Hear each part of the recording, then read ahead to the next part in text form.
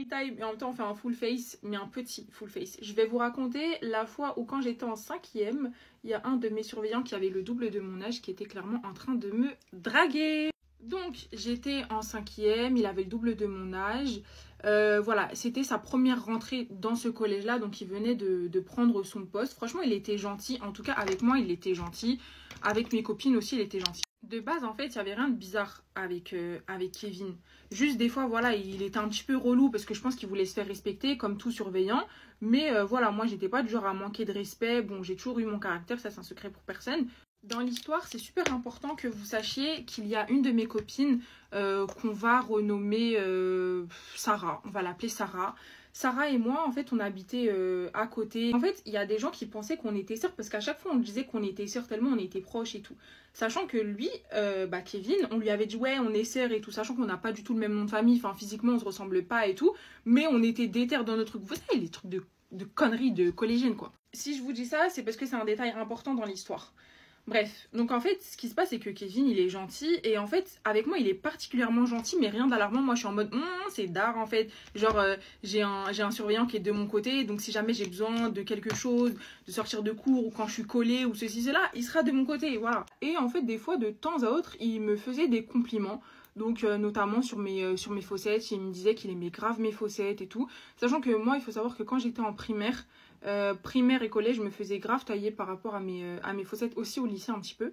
Donc voilà, ironie du sort, me direz-vous, parce que aujourd'hui c'est une chose qu'on complimente chez moi.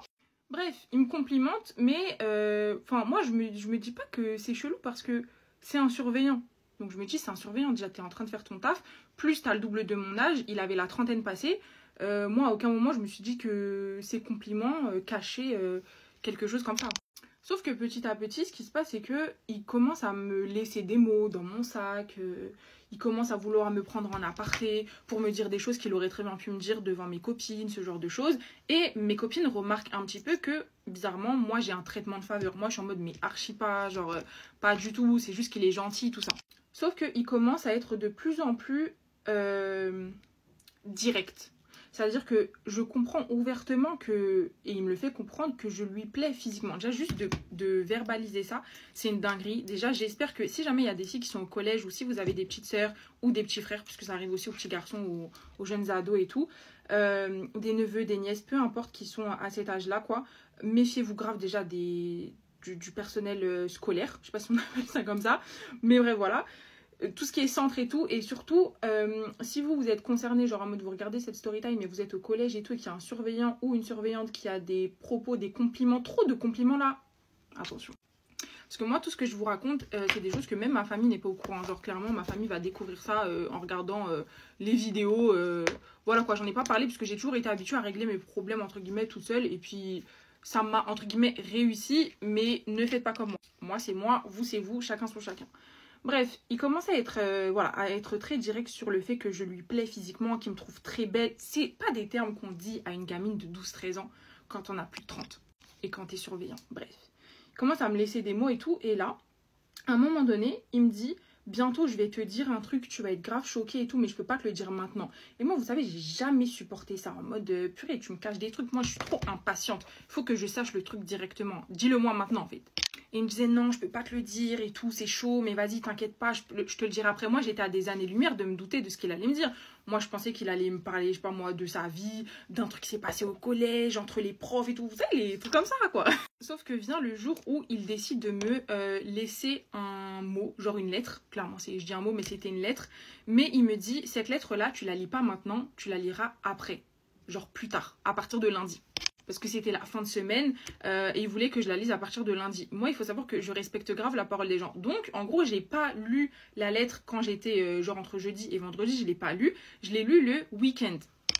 De là, je lis la lettre. Je tombe des nues. Franchement, j'étais archi choquée parce qu'il me fait une déclaration. Mais quand je vous dis une déclaration, c'est une déclaration genre je veux faire ma vie avec toi. Depuis la première fois que je t'ai vue au collège, je t'ai trouvée très différente, etc. Et nanani, pas que je m'énerve, mais sachez qu'il y a une suite actuellement avec cette histoire-là. Moi, de là, je sais pas quoi faire. De là, je sais pas quoi faire. Et j'en parle à j'avais deux de mes copines, dont ma copine où je vous ai dit, genre de base, on faisait grave craquer qu'on était sœurs et tout, nan. Je lui en parle. Elle a été trop vive d'esprit. Franchement, elle a toujours été vive d'esprit. Elle me dit, hey, mais c'est une dinguerie, mais c'est un ouf et tout. Elle avait trop le démon en mode, parce qu'elle s'est rendue compte de la gravité de ce qui est en train de se passer. Moi, j'étais en mode, mais t'es sûre? Mais t'es sûre? La débile. On sait toujours pas hein, si j'étais débile ou si j'étais vraiment très naïve. On ne sait pas. On ne sait pas. Franchement, jusqu'à aujourd'hui, on ne sait pas.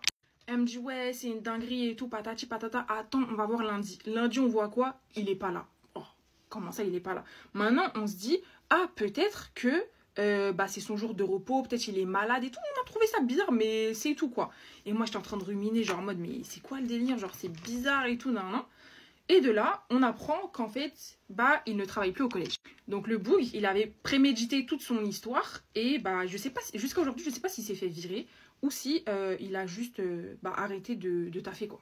Mais quand je vous dis il avait prémédité son coup, c'est dans le sens où il m'avait dit de pas lire la lettre maintenant, quoi. Bref, moi, vous savez, le problème avec les gens qui sont loyaux comme moi, là, c'est ça. C'est qu'au final, j'ai été loyale envers un boug là, alors que j'aurais grave pu porter plainte ou bref, que sais-je. Ou au moins le signaler au directeur. Bref, de là, moi je calcule pas en fait, parce que je vois qu'il revient pas. Maintenant, il se passe quoi? Il m'envoie un message sur Facebook. Chacal, comment tu m'as trouvé sur Facebook en fait? Bref, je vous fais une partie 2 pour vous raconter ce qu'il m'a dit sur Facebook.